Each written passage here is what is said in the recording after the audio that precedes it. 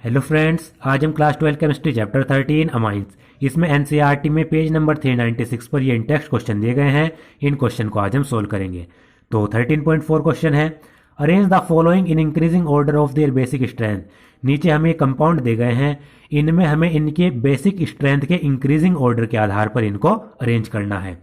तो इसमें first part है C2H5NH2 इथाइल सब्स्टिट्यूटेड अमाइन है। उसके बाद एनिलिन दिया गया, अमोनिया दिया गया, उसके बाद बेंजाइल अमाइन दिया गया और ये हमें इथाइल सब्स्टिट्यूटेड अमाइन दिया गया सेकेंडरी। तो इसमें देखिए, तो इसको करने से पहले आपको 3 पॉइंट मैं बता देता हूं, वो आपको याद रखने हैं। तो इसमें क्या होता है, जो एल्केन्स अमाइन है, जो एल्केन अमाइंस हैं वो सबसे ज्यादा बेसिक होते हैं। उससे कम आता है अमोनिया और अमोनिया से भी कम बेसिक होते हैं एराइल अमाइंस। यानी एराइल अमाइंस जिसमें जो NH2 ग्रुप है वो डायरेक्टली बेंजीन रिंग से जुड़ा हुआ है। ये ऑर्डर एक तो आपको याद रखना है। और एल्केन अमाइंस की अगर हम बात करें तो एल्केन अमाइन में जो इथाइल सब्स्टिट्यूटेड अमाइन होते हैं, ऐसे अमाइन जिसमें इथाइल ग्रुप है, उसका ऑर्डर होता है 2 डिग्री, 3 डिग्री, 1 डिग्री, यानी सेकेंडरी, फिर टर्शरी, फिर प्राइमरी। और एल्केन अमाइंस में ही जो मिथाइल सब्स्टिट्यूटेड अमाइन है जिसमें मिथाइल ग्रुप होगा, उनका ऑर्डर होगा 2 डिग्री, 1 डिग्री, उसके बाद 3 डिग्री, यानी सेकेंडरी सबसे ज्यादा, फिर प्राइमरी, फिर टर्शरी। तो ये ऑर्डर आपको याद रखना है, यही इन क्वेश्चन में काम देगा। तो 13.4 का फर्स्ट पार्ट है, उसको मैं यहां पर लिख लेता हूं। C2H5NH2 इथाइल सब्स्टिट्यूटेड अमाइन है। उसके बाद एनिलिन C6H5NH2, उसके बाद अमोनिया, फिर C6H5CH2NH2, उसके बाद C2H5 और यहां पर ये सेकेंडरी है और यहां पर NH। तो सबसे पहले देखिए, ये हमारा कैसा है, एल्केन अमाइन, और ये वाला भी हमारा एल्केन अमाइन है। तो इन पांचों में जो ये एल्केन अमाइंस हैं, ये अमोनिया, ये एराइल ग्रुप, इसमें भी एक एराइल ग्रुप जुड़ा हुआ है। तो इन पांचों में जो ये दोनों हैं, ये तो सबसे ज्यादा बेसिक होंगे, इनका तो हमें पता लग गया। यानी बाकी जो 3 हैं हमारे पास, ये वाले, वो इन दोनों से कम ही होंगे, क्योंकि ना तो इसमें एराइल ग्रुप है ना इसमें एराइल ग्रुप है। इसमें भी एक बेंजीन ग्रुप है C6H5 फिनाइल ग्रुप, ये तो अमोनिया है ही, ये तो सीधा एनिलिन है एराइल अमाइन।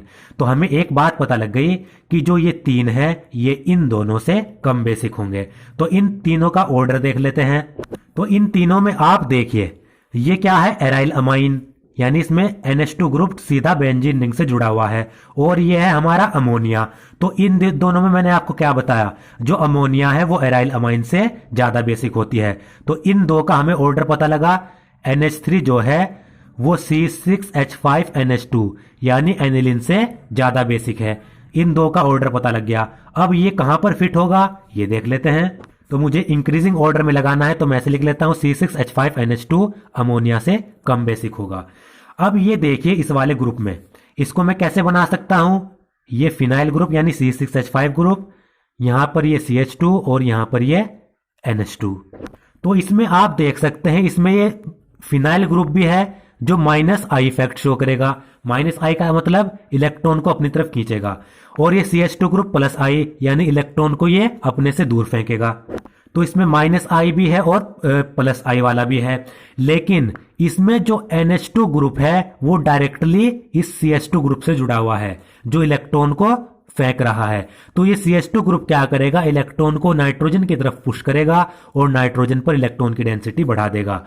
अगर नाइट्रोजन पर इलेक्ट्रॉन डेंसिटी बढ़ गई तो इसका बेसिक स्ट्रेंथ भी इंक्रीज होगा। तो बेंजाइल अमाइन में क्या होगा, इस CH2 ग्रुप के कारण, क्योंकि NH2 ग्रुप CH2 ग्रुप से जुड़ा हुआ है डायरेक्टली, तो इस CH2 ग्रुप के कारण नाइट्रोजन पर इलेक्ट्रॉन डेंसिटी बढ़ेगी और ये जो बेंजाइल अमाइन है वो अमोनिया से भी ज्यादा बेसिक हो जाएगा। तो ये होगा C6H5CH2NH2। इनका तो हमें पहले ही पता था, जो एनिलिन है वो अमोनिया से कम बेसिक होता है, बस इन दोनों में कंपैरिजन कर रहे थे। इन दोनों में हमने कंपैरिजन किया तो पता चला ये CH2 ग्रुप के कारण यहां पर -I ग्रुप भी है, लेकिन NH2 ग्रुप CH2 ग्रुप से जुड़ा हुआ है, ये +I इफेक्ट शो करेगा, इलेक्ट्रॉन को अपने से दूर फेंकता है। तो CH2 क्या करेगा, इलेक्ट्रॉन रिलीज करेगा, जिससे नाइट्रोजन पर इलेक्ट्रॉन डेंसिटी बढ़ा देगा। इलेक्ट्रॉन डेंसिटी बढ़ेगी तो बेसिक स्ट्रेंथ भी बढ़ेगी और अमोनिया से ये ज्यादा बेसिक हो जाएगा। तो इन तीनों का ऑर्डर हमें पता लग गया, यहां पर मैं लिख लेता हूं C6H5NH2 एनिलिन, उसके बाद NH3, उसके बाद C6H5CH2 और NH2। अब बात करते हैं ये बचा और ये बचा। तो इथाइल सब्स्टिट्यूटेड अमाइन का मैंने आपको ऑर्डर बता रखा है 2 डिग्री, 3 डिग्री, 1 डिग्री। ये कैसा है 1 डिग्री, ये कैसा है 2 डिग्री। 2 डिग्री क्यों? क्योंकि नाइट्रोजन से 2 C2H5 ग्रुप जुड़े हैं, यहां पर नाइट्रोजन से सिर्फ एक ही C2H5 ग्रुप जुड़ा हुआ है। तो 2 डिग्री 1 डिग्री से ज्यादा बेसिक है इथाइल वाले केस में, तो सबसे ज्यादा बेसिक तो ये होगा, उससे कम ये होगा। तो 1 डिग्री को यहां पर पहले लिखेंगे C2H5NH2, फिर उससे ज्यादा है सबसे ज्यादा सेकेंडरी, तो सेकेंडरी हमारे पास है ही, टर्शरी नहीं है, C2H5 का होल ट्वाइस और ये NH। तो यहां पर ये इसका ऑर्डर हुआ। देखिए C6H5NH2, उससे थोड़ा ज्यादा NH3, उससे ज्यादा C6H5CH2NH2, उससे ज्यादा C2H5NH2 और सबसे ज्यादा C2H5 का होल ट्वाइस NH। इस तरीके से सोल्व करेंगे तो ऑर्डर हमारा ये हुआ। अब बात करते हैं सेकंड पार्ट की। C2H5NH2, C2H5 का होल ट्वाइस NH, C2H5 का होल थ्राइस NH और ये C6H5NH2। तो ये कितना सिंपल है, देखिए ये हमारा क्या है एराइल अमाइन यानी एनिलिन, और ये तीनों क्या है एल्काइल अमाइन, और ये तीनों एल्काइल अमाइन कैसे हैं इथाइल सब्स्टिट्यूटेड अमाइन। तो जो एनिलिन है वो तो इन तीनों से कम ही होगा, क्योंकि हमारा क्या है एराइल अमाइन है, तो इसमें क्या होगा C6H5NH2, ये तो सबसे कम होना ही है क्योंकि एराइल अमाइन है। बात करते हैं इन तीनों में जो एल्केन अमाइन है और हमारे पास इथाइल सब्स्टिट्यूटेड अमाइन है, तो इसमें ये बस ये वाला ऑर्डर लगा दीजिए। ये हमारे पास कैसा है प्राइमरी, क्योंकि एक ही इथाइल ग्रुप है तो ये आ गया प्राइमरी। ये हमारे पास कैसा है सेकेंडरी, क्योंकि 2 इथाइल ग्रुप जुड़े हैं नाइट्रोजन से, सेकेंडरी। ये हमारे पास नाइट्रोजन से 3 इथाइल ग्रुप हैं तो टर्शरी। तो ये सिंपल ये वाला ऑर्डर लगा दीजिए। 2 डिग्री सबसे पहले, 2 डिग्री इसमें कौन सा है ये वाला, और उसके बाद टर्शरी उससे कम ये होगा, फिर प्राइमरी ये, तो सबसे कम ये होगा। तो पहले ये लिखते हैं C2H5NH2 प्राइमरी। प्राइमरी से थोड़ा ज्यादा कौन सा है टर्शरी, टर्शरी हमारे पास ये रहा C2H5 का होल थ्राइस N। सबसे ज्यादा होता है इसमें सेकेंडरी, सेकेंडरी हमारे पास ये रहा C2H5 का होल ट्वाइस और यहां पर लिखेंगे NH। तो ये हमारा देखिए कितना सिंपल था। ये एराइल अमाइन है, ये तो सबसे कम होना ही है, ये तीनों इथाइल वाले हैं तो इसमें बस ये वाला ऑर्डर लगा दे। प्राइमरी सबसे कम तो प्राइमरी इसमें लगाया, फिर उसके बाद टर्शरी, टर्शरी लगाया, उसके सबसे ज्यादा होता है बेसिक सेकेंडरी, तो ये सेकेंडरी लगा दिया, सिंपल ऑर्डर मिल गया। बात करते हैं तीसरे की। तो इसमें देखिए CH3NH2 मिथाइल सब्स्टिट्यूटेड अमाइन है, CH3 का ऑल्टवाइस NH ये भी मिथाइल वाला है सेकेंडरी, और ये मिथाइल वाला टर्शरी है। ये हमारा एनिलिन है और ये बेंजाइल अमाइन है। तो इसमें अगर आप देखें ये एराइल अमाइन है और ये बेंजाइल अमाइन, लेकिन इसमें NH2 ग्रुप C6H5 से डायरेक्टली जुड़ा हुआ है, इसमें डायरेक्टली नहीं है। तो एराइल अमाइन जो एनिलिन होता है वो तो सबसे कम बेसिक होगा, ये तो हमें पता है इन चारों में, तो C6H5NH2। उसके बाद देखिए क्या है, इसमें 3 मिथाइल ग्रुप हैं, इसमें 2 मिथाइल ग्रुप हैं, तो और इसमें एक ही मिथाइल ग्रुप है, और इसमें साथ साथ C6H5CH2NH2 में ये फिनाइल ग्रुप जुड़ा हुआ है जो -I इफेक्ट शो करेगा। तो इसमें और इसमें अगर मैं कंपैरिजन करूं, क्योंकि ये तो बेशक ज्यादा होगा, ये क्यों, क्योंकि इसमें 2 मिथाइल ग्रुप जुड़े हैं और मिथाइल ग्रुप का काम क्या होता है इलेक्ट्रॉन को रिलीज करना। जब 2-2 मिथाइल ग्रुप इलेक्ट्रॉन को रिलीज करेंगे तो इलेक्ट्रॉन डेंसिटी बढ़ेगी। तो इसमें अगर इसमें मैं कंपैरिजन करूं, इसमें ये CH2 ग्रुप है, इसमें एक CH3 ग्रुप है, लेकिन इसमें C6H5 ग्रुप है। C6H5 का काम क्या होता है इलेक्ट्रॉन को अपनी तरफ खींचना। इसमें तो इलेक्ट्रॉन को सिर्फ डोनेट करने वाला ग्रुप है, लेकिन इसमें इलेक्ट्रॉन को अपनी तरफ खींचने वाला ग्रुप भी है, इलेक्ट्रॉन को अपने से दूर फेंकने वाला ग्रुप भी है। तो ये इलेक्ट्रॉन को अपनी तरफ जो खींचने वाला ग्रुप है ये इसके इफेक्ट को थोड़ा कम कर देगा। तो जो ये इसमें बेंजाइल अमाइन है वो मिथाइल अमाइन से कम बेसिक होगा। तो दूसरे नंबर पर क्या आएगा ये वाला। ये क्यों आएगा, क्योंकि इसमें फिनाइल ग्रुप भी है जो इलेक्ट्रॉन को अपनी तरफ खींचेगा, इसके इफेक्ट को थोड़ा कम कर देगा। अब बात करते हैं इन तीनों में। इन तीनों में ये प्राइमरी है, ये सेकेंडरी मिथाइल अमाइन है और ये टर्शरी है। और मिथाइल के केस में मैंने आपको क्या ऑर्डर बताया, 2 डिग्री, 1 डिग्री, 3 डिग्री, यानी जो 3 डिग्री है वो सबसे कम बेसिक, तो पहले ये लगा दें क्योंकि इंक्रीजिंग ऑर्डर का है। CH3 का होल थ्राइस N, ये CH3। उसके बाद 1 डिग्री, 1 डिग्री ये रहा CH3NH2। सबसे ज्यादा बेसिक 2 डिग्री, 2 डिग्री ये रहा CH3 का होल ट्वाइस NH। तो इस तरीके से इन सिंपल इनके आधार पर मैंने ये तीनों अरेंज कर दिए। अब बात करते हैं 13.5 question. Complete the following acid base reaction and name the products. तो नीचे ये एसिड बेस रिएक्शन दी गई है, इन्हें हमें कंप्लीट करनी है और प्रोडक्ट बताना है। आपको पता है एसिड और बेस रिएक्ट करते हैं तो सोल्ट बनाते हैं, ये बेस ये एसिड क्या बनेगा, सोल्ट। तो इसको करने के लिए आप यहां पर पहले ये वाली रिएक्शन देखिए, ये बेस है ये एसिड है, तो ये बेस क्या करता है, अपने इलेक्ट्रॉन डोनेट करता है और इलेक्ट्रॉन डोनेट करने के बाद क्या होता है, ये हाइड्रोजन इससे जुड़ जाता है और ये X नेगेटिव यहां से इलेक्ट्रॉन लेकर बाहर निकल जाता है और इलेक्ट्रोस्टैटिक फोर्स ऑफ अट्रैक्शन के कारण जो ये X नेगेटिव है ये इस पॉजिटिव वाले पार्ट से जुड़ा रहता है।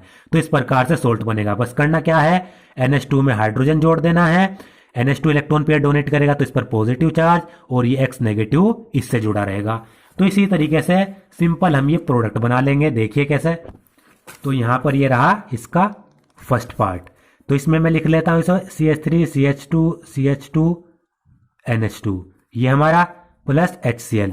तो इसके पास यहां पर लोन पेयर है, ये लोन पेयर डोनेट करेगा, इसको अपनी तरफ खींच लेगा, तो CH3 CH2 CH2 और ये N, और इसने हाइड्रोजन को अपनी तरफ खींचा, NH3 दो पहले थे, एक और आकर इससे जुड़ा NH3, इसने इलेक्ट्रॉन पेयर अपने डोनेट किए तो NH3 पॉजिटिव, और यहां से जो ये Cl नेगेटिव अपने इलेक्ट्रॉन लेकर, क्योंकि जब ये हाइड्रोजन इससे जाकर जुड़ेगा तो ये जो क्लोरीन है अच्छा लिविंग ग्रुप है, अपने इलेक्ट्रॉन लेगा Cl नेगेटिव के रूप में बाहर निकल जाएगा। तो लेकिन ये Cl नेगेटिव क्या होगा, इलेक्ट्रोस्टैटिक फोर्स ऑफ अट्रैक्शन के कारण पॉजिटिव और नेगेटिव के बीच में इससे जुड़ा रहेगा, तो ये हमारा बनेगा सोल्ट। तो ये हमारा बन जाएगा N प्रोपाइल, क्योंकि 3 कार्बन है, अमोनियम क्लोराइड।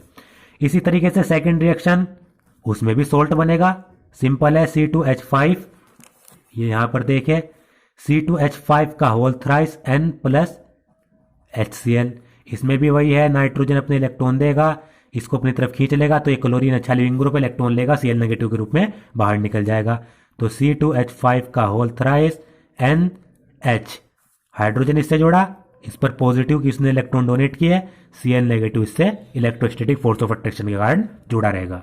तो ये बन गया हमारा सोल्ट, और इसका नाम है, क्योंकि इससे 3 इथाइल ग्रुप जुड़े हैं तो इसका नाम होगा triethyl ammonium chloride, triethyl ammonium chloride. 13.6 question देखिए, write reaction of the final alkylation product of aniline with excess of methyl iodide in the presence of sodium carbonate solution. हमें इसमें क्या करना है, सबसे पहले एनिलीन का alkylation करना है, और एनिलीन के एल्काइलेशन के बाद जो फाइनल प्रोडक्ट आएगा उसकी रिएक्शन हमें मिथाइल आयोडाइड के साथ करानी है, और मिथाइल आयोडाइड को हमें एक्सेस में लेना है, और ये रिएक्शन किसके साथ, किसकी प्रेजेंस में करानी है, सोडियम कार्बोनेट के सॉल्यूशन की प्रेजेंस में। तो देखिए क्या होगा, ये हम लेंगे पहले एनिलीन, एनिलीन का हम कराएंगे एल्काइलेशन, तो ये मैंने लिया एनिलीन, यहां पर क्या है डायरेक्टली इससे NH2 ग्रुप जुड़ा होता है, और ये कराएंगे एल्काइलेशन CH3I की प्रेजेंस में, क्योंकि हम क्या कराते हैं एल्काइलेशन RX की प्रेजेंस में कराते हैं, तो हमने X की जगह पर क्या लिया, हेलोजन आयोडीन ले लिया, Cl भी आप ले सकते हैं, कुछ भी ले सकते हैं। तो ये CH3I की प्रेजेंस में मैंने इसका एल्काइलेशन कराया। तो देखिए आपको पता है एल्काइलेशन करते समय क्या होता है, यहां से जो नाइट्रोजन है वो क्या करेगा, इस कार्बन को इलेक्ट्रॉन डोनेट करेगा, क्योंकि इससे अच्छा मतलब इलेक्ट्रोनेगेटिविटी वाली ऐसा ग्रुप जिसकी इलेक्ट्रोनेगेटिविटी अच्छी है वो ग्रुप जुड़ा हुआ है, तो इस कार्बन के पास इलेक्ट्रॉन की कमी है, इसको ये इलेक्ट्रॉन देगा, इसको अपने साथ जोड़ लेगा। अब जब ये जोड़ेगा तो यहाँ पर नाइट्रोजन के ऊपर पॉजिटिव चार्ज आ जाएगा, क्योंकि इसने इलेक्ट्रॉन दे दिए।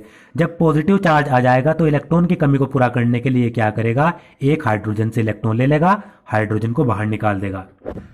बस इस सिंपल रिएक्शन में आपको क्या करना है, ये CH3 ग्रुप इससे जोड़ देना है नाइट्रोजन से, और नाइट्रोजन से एक हाइड्रोजन निकाल लेना है, ये आपको याद रखना है। तो देखिए क्या होगा, CH3 ग्रुप नाइट्रोजन से जुड़ा, ये नाइट्रोजन के पास 2 हाइड्रोजन थे, एक हाइड्रोजन हमें निकाल लेना है क्योंकि CH3 ने उसकी जगह ले ली, एक हाइड्रोजन ये रहा। तो एल्काइलेशन करते वक्त आपको बस ये याद रखना है।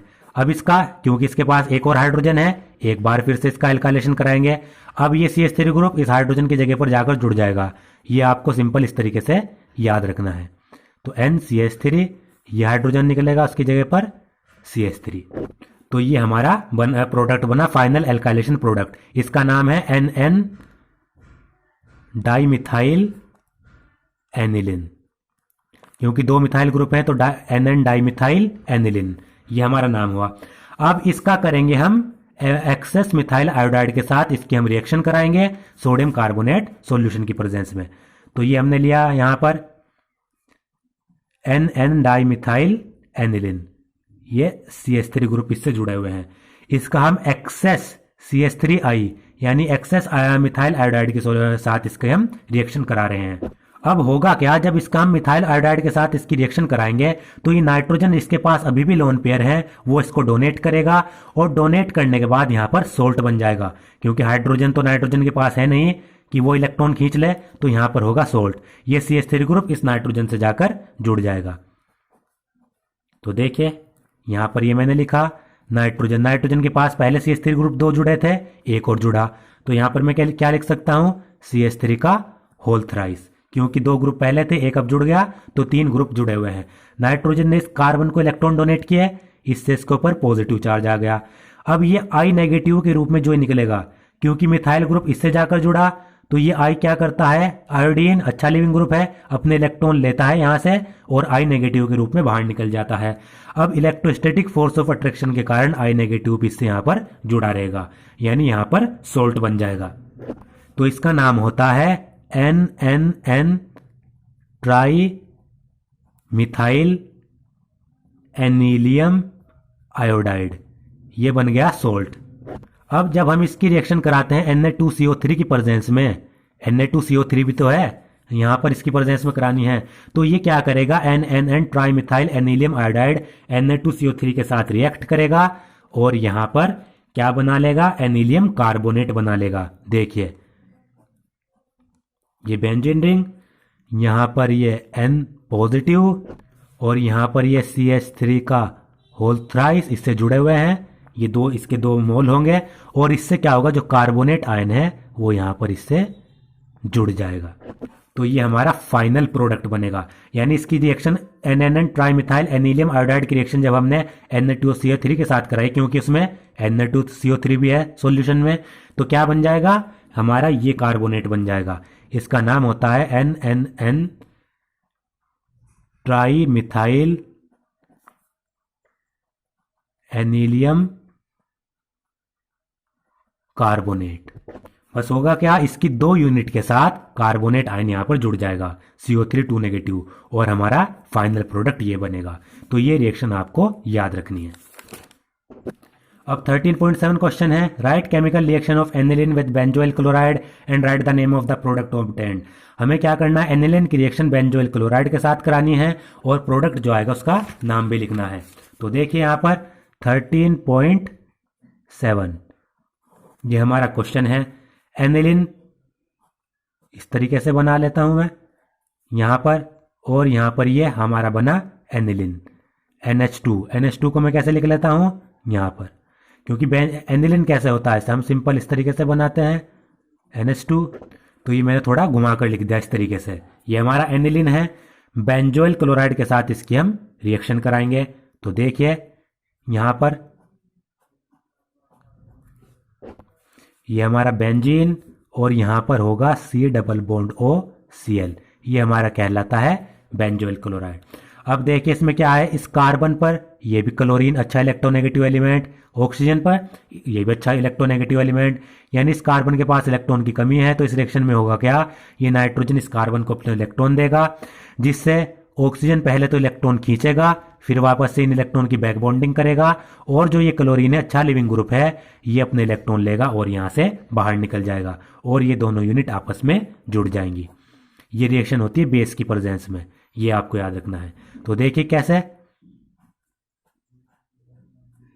यहां पर ये N और यहाँ पर इससे हाइड्रोजन, नीचे भी हाइड्रोजन, इसके ऊपर पॉजिटिव चार्ज क्योंकि इसने इलेक्ट्रॉन अपने डोनेट कर दिए।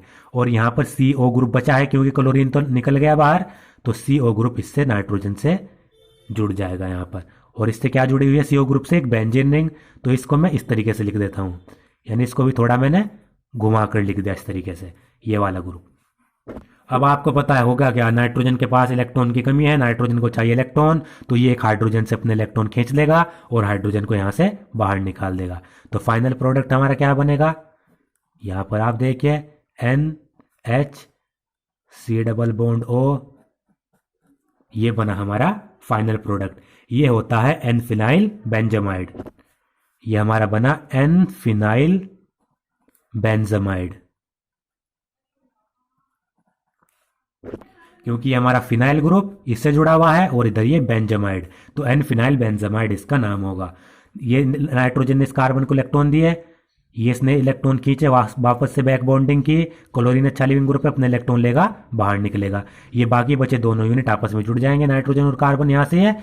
अब नाइट्रोजन को चाहिए इलेक्ट्रॉन, हाइड्रोजन से वो इलेक्ट्रॉन खींच लेगा, हाइड्रोजन को बाहर निकाल देगा। ये हमारा बनेगा फाइनल प्रोडक्ट। अब देखिए 13.8 question, write structure of different isomer corresponding to the molecular formula C3H9N। हमें ये मोलिकुलर फार्मूला दिया गया है, इनकी हमें अलग अलग आइसोमेरिक स्ट्रक्चर बनानी है। आइसोमर क्या होते हैं? जिनका फॉर्मूला सेम लेकिन स्ट्रक्चर अलग। फिर हमें क्या करना है, जो आइसोमर्स है उनके IUPAC नेम भी लिखने हैं, और हमें क्या करना है, ये बताना है कि इन आइसोमर में से कौन सा नाइट्रोजन गैस लिबरेट करेगा नाइट्रस एसिड के साथ रिएक्शन करने पर। तो देखिए पहले इनके आइसोमर बना लेते हैं। फॉर्मूला हमारे पास क्या है? C3H9N। तो पहला आइसोमर क्या बनेगा? सिंपल इनको चेन में लगा देते हैं, CH3 CH2 CH2NH2। देखिए नाइट्रोजन एक, हाइड्रोजन 9, 2 2 4 2 6 3 9, कार्बन मेरे पास 3। सिंपल नाम, तो इसका नाम होगा प्रोपेन अमाइन। प्रोपेन पहले कार्बन से क्या है? 1 2 3 कार्बन है, पहले कार्बन से अमाइन ग्रुप जुड़ा हुआ है, तो प्रोपेन 1 अमाइन। और ये कैसा ग्रुप है? प्राइमरी अमाइन, क्योंकि नाइट्रोजन सिर्फ एक ही कार्बन से जुड़ा है, तो प्राइमरी अमाइन। दूसरा क्या होगा? देखिए दूसरा मैं प्राइमरी बनाऊंगा। अब मैं क्या कर सकता हूं, NH2 ग्रुप को इससे जोड़ सकता हूं दूसरे कार्बन से, तो CH3 CH, ये मैंने NH2 ग्रुप अब यहां पर जोड़ दिया, और यहां पर ये CH3। तो एक आइसोमर ये बनेगा। इसमें भी हाइड्रोजन कितने हैं? 9 है, नाइट्रोजन 1 और कार्बन 3 है। बिल्कुल सही। नाम क्या होगा इसका? 1 2 3, प्रोपेन 2 अमाइन। 2 क्यों? क्योंकि दूसरे कार्बन से जुड़ा है अमाइन ग्रुप। और ये कैसा अमाइन है? प्राइमरी, क्योंकि जो नाइट्रोजन है वो सिर्फ एक ही कार्बन से अटैच है, तो ये भी प्राइमरी अमाइन हमारा हुआ। अब तीसरा क्या हो सकता है? तीसरा हो सकता है कि जो NH ग्रुप है मैं इस पहले और दूसरे कार्बन के बीच में लगा दूं, CH3 NH CH2 CH3। इस कार्बन के पहले और दूसरे, यानी इसके लगा दूं या इसके, एक ही बात है, क्योंकि इधर से भी पहले और दूसरा, फिर इधर से पहला और दूसरा, कहीं भी लगा दो आप। यहां भी लगा सकते हैं, यहां भी एक ही नाम होगा, तो एक बनेगा मेरा सेकेंडरी अमाइन हमारा। तो देखिए इसका नाम कैसे होगा? जब सेकेंडरी अमाइन होता है तो उसमें जो छोटा ग्रुप होता है उसको हम लेते हैं सब्स्टिट्यूएंट, जो ये बड़ी चेन होगी इसको लेंगे मेन कार्बन चेन। तो ये सब्स्टिट्यूएंट है, तो N मिथाइल। सब्स्टिट्यूएंट को कैसे लिखते हैं? N methyl. 2 कार्बन है, 1 2, तो क्या होगा? Ethane amine. Ethane amine. और ये कैसा ग्रुप है? सेकेंडरी अमाइन, क्योंकि नाइट्रोजन एक इस कार्बन से अटैच है, एक इस कार्बन से। सेकेंडरी एक ही बन सकता है, यहां लगा दे, यहां लगा दे, एक ही नाम होता है। एक बना सकते हैं हम tertiary amine, CH3 N CH3 CH3। देखिए हाइड्रोजन 9, कार्बन 3 और नाइट्रोजन 1। फॉर्मूला बिल्कुल सेम है।